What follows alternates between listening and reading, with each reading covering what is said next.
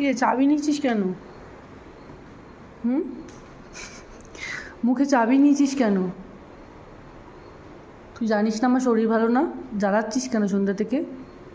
হ্যাঁ, এক্ষুনি চাল কুমড়োর টুকরো নিয়ে চলে গেছিলি। দে চাবি, দে চাবি, দে। কী রে, চাবি দে।